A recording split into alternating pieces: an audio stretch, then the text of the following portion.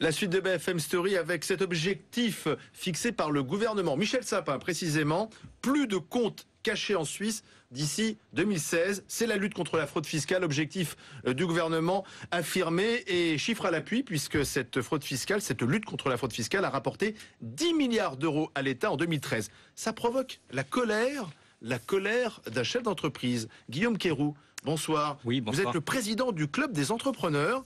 Et au lieu de vous féliciter de cette lutte, vous dites, il y en a marre, le gouvernement veut fliquer les chefs d'entreprise. Bah oui, en tout cas, c'est un très beau coup de communication de Bercy.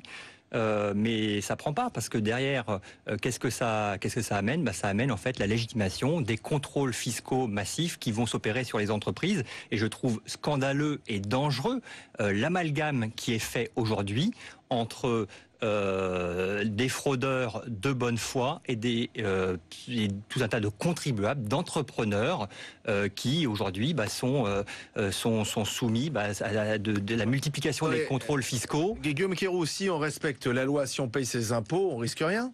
Et encore une fois, je pense que là, c'est encore un épouvantail qu'on agite. On fait des amalgames en disant que finalement les Français sont des fraudeurs. Or, c'est pas la réalité. Le vrai problème, et c'est là que je disais que c'était un beau coup de com' de Bercy quand même, c'est le taux de prélèvement obligatoire. On a en France l'un des taux de prélèvement obligatoire les plus importants de l'OCDE. C'est près de 47% et ça pousse de prélèvement d'impôts.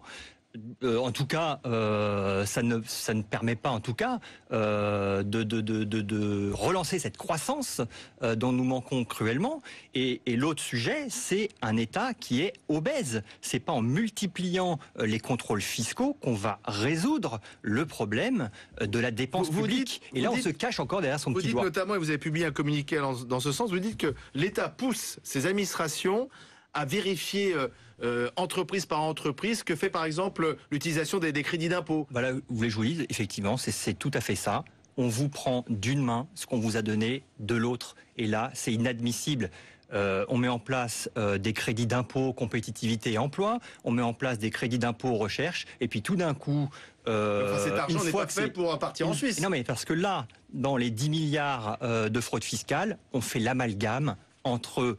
la fraude de bonne foi. C'est quoi la fraude de bonne foi ? C'est par exemple l'entrepreneur qui a fait de la recherche et développement pour une certaine somme, qui a eu un agrément d'administration fiscale, par exemple, ça a été le cas de ma société, et puis qui, au bout de 2 ans, se voit redresser son crédit d'impôt recherche sous des prétextes fallacieux. Et aujourd'hui, plutôt que de réduire cette dépense publique, d'aller chercher 50 milliards d'économies, on préfère continuer de matraquer ceux qui travaillent, ceux qui prennent des risques en France, et on en a besoin, c'est la réalité. Mais attendez, il y a une autre façon de voir les choses, en tout cas c'est celle qui est avancée par le gouvernement. Grâce à cet argent qui rentre de la fraude fiscale, on peut baisser les impôts pour les ménages les plus modestes. Il faut arrêter les coûts de communication. On va on va rendre 1 milliard d'euros alors qu'on a augmenté sur 4 ans de 70 milliards d'impôts. Donc il faut arrêter de prendre les Français pour des imbéciles.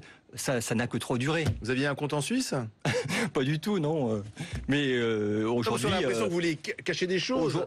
Non, mais aujourd'hui, les entreprises regardent vers l'international. Ce qui est dommage, c'est que la Suisse est aussi un formidable terreau pour développer des activités à l'international. La Suisse qui, elle-même, applique de nouvelles règles qui ont été adoptées après la crise de 2008 et qui poussent aussi peut-être les fraudeurs à quitter ce pays. Dans les fraudeurs, il y avait un certain nombre d'héritiers qui ont hérité de bonne foi, c'est 23 000 foyers.